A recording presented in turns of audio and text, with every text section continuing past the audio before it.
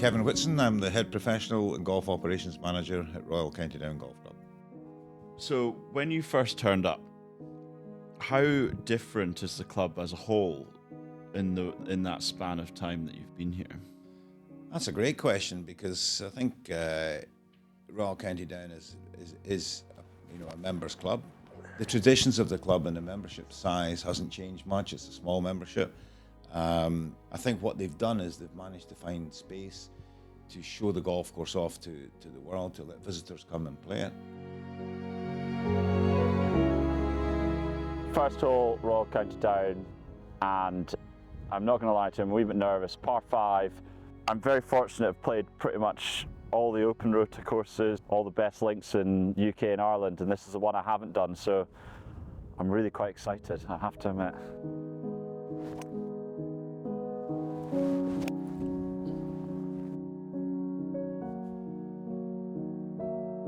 Third shot into 160, playing into the wind. I've had two pretty poor shots to start me off, so.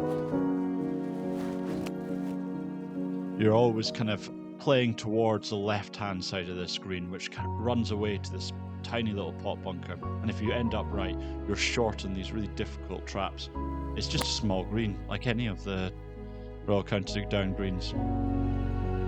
I think the biggest thing arriving at RCD, it's top 3 club in the world,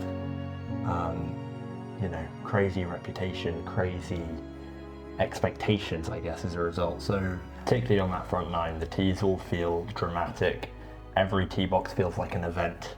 Yeah. Feels like you're about to do something very special, and most of the holes you are about to do something very special.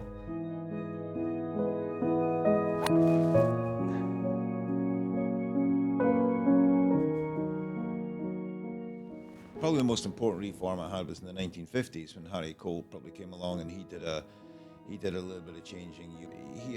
That was the last major input to the golf course, which is quite scary when you think the golf course was over 7,000 yards in the 1950s.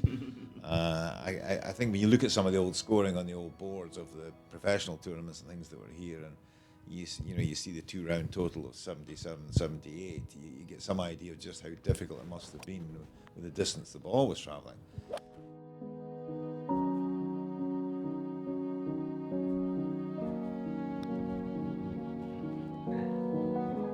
The fourth hole is a wonderful par 3 through the dunes, and there's a number of different bunkers that just take your eye, a few of them not even relevant to the golf hole. That's a good strike. Land soft. I thought the par 3s came at the right time on the front nine. So glowed well. Par 3s always came when you needed one. Yeah.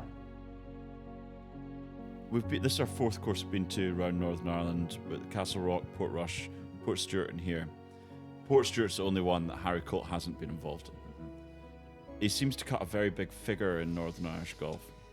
Yeah, I think he cuts a big figure, full stop, in golf. I think all the great designers have their signatures, as you know. The features here are the upturned saucers of greens, which are an incredible feature when you think that they're more or less the way they've always been, and flat at the fronts, which is inviting you to play short, to play to the front of the greens. As soon as you take on the yardage of the middle of the green, you're bringing in the left, the right, and the rear, which all just sweep away down into some nasty places to get up and down from. Good effort. Oh no.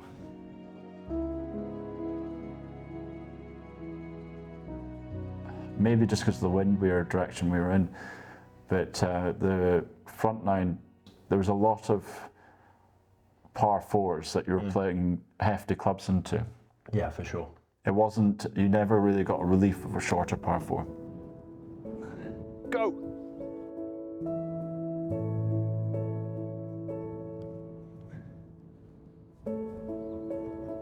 That's a good putt. Thank you. Seventh's an interesting little par 3, or second par 3 of the round, and it sits right on top of the dunes. It's a very short par 3, but it's presented so well with that first bunker kind of pushing your eye to the right, where there's more room on the left than you think. It's very rare to have a links course ranked as high as it is to have such natural bunkers. Majority of the higher ranked links courses will be revetted. What's the sentiment in the club there? Are they very proud of the fact that the bunkers are ever evolving with the winds and the... Immensely proud. I mean, it's this balance between the most natural features in the golf course and the standard with which we now keep it.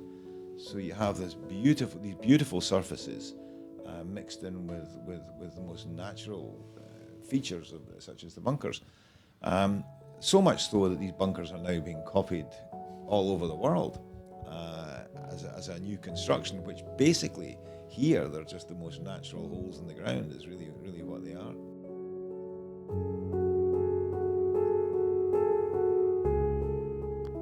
That's pushed. The course is so naturally maintained and it just sits so beautifully within the landscape. In terms of wow factor of tee boxes, brilliance of green sites, beautiful fairways, it's stunning.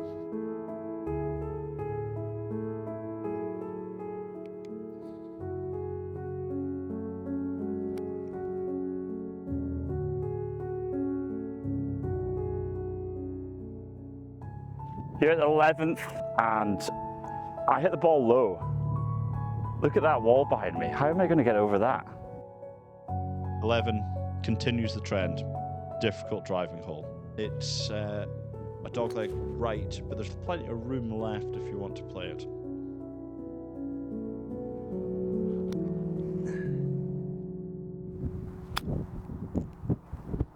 Oh, really slammed.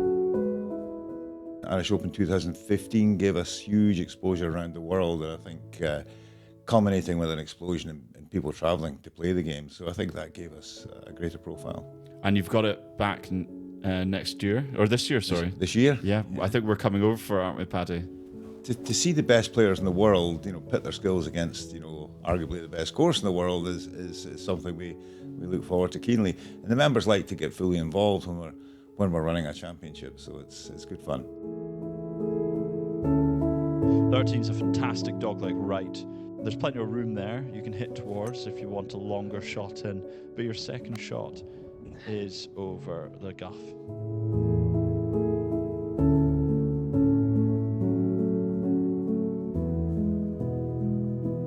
200 yards straight into. Looks like there's water left, a couple bunkers in front. It's just hit it low and hope for the best.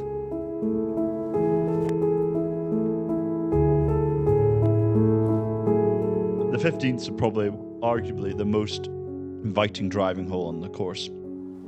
It's just a big open space that you can smash it at, and then it runs out of room very quickly if you're only visually doing it. The mountains obviously impact the experience as well. Turning around, playing towards the mountains, very special. It's a bit like playing in St Andrews, where you're playing back towards the town. It's got a bit of that feel to it when you're playing towards the mountains. That's where the clubhouse is, but it also just kind of defines the course in a lot of ways.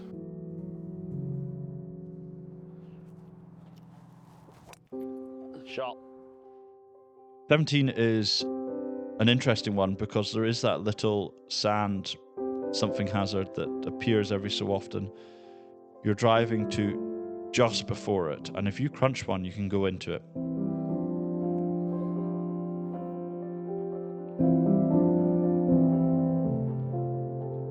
You've got the mighty sleeve Donard in the background here in the 18th par 5. Stroke index 6, so no shot for Paddy. 528 yards, tight fairway, and I think I'm just going to try to squeeze one down there. Oh no. Get lucky.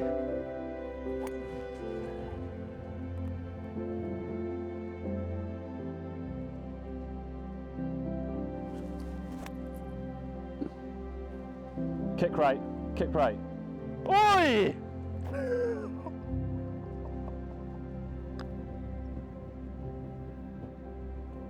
He's got it, walking bird. Well done. Well done. Great putt, mate. Good man. That was the first deserved it. I've holed all week. You absolutely deserved it. Well done. Played. Great week. Well done. That was good. Fantastic. Yeah, the end of the fantastic week. What's your favourite hole on the golf course? Favourite hole in the golf course is probably the most unfair question you could ask me about that Which day is it? wonderful golf course. Exactly, which day is it? I start and I'll say to you that 15 is one of my favourites, but it immediately takes me on to 3, which I think is amazing. 8's amazing, and I just keep going. It's very difficult to have an out-and-out favourite. I still am wowed by that golf course every time I go out and play it. It plays differently every single time. Well, that's the thing. It's a great golf course, which is, there's only a few in the world, have no good holes. They only have great holes. And it seems to be a reoccurring theme at Royal County Town.